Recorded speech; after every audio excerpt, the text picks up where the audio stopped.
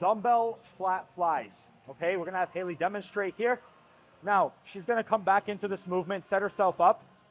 This is usually an exercise where we do a little bit less weight than when we're actually doing a pressing motion, okay? Making sure the feet are in a good place, right? Making sure our hips are not elevated off of the bench. Core is engaged.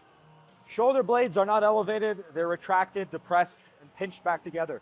Now, the most important thing with the fly is that range of motion, okay? Function of the pec is actually abduction of those arms away from the body and adduction, bringing them together, okay?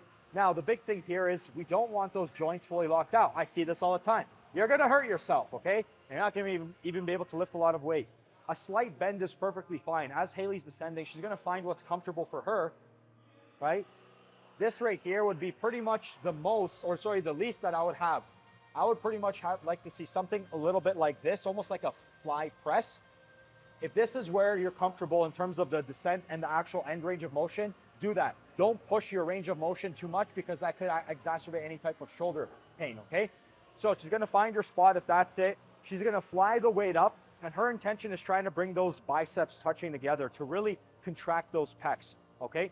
Controlling it back down, slight bend in those elbows as she's descending, pausing and pressing up. We'll do another repetition here.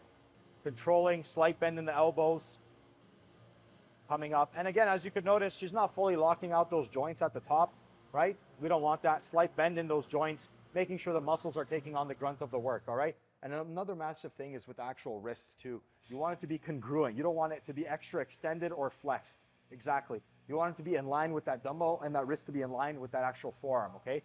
So this right here is exactly what we'd like to see. That is going to be your dumbbell flat fly.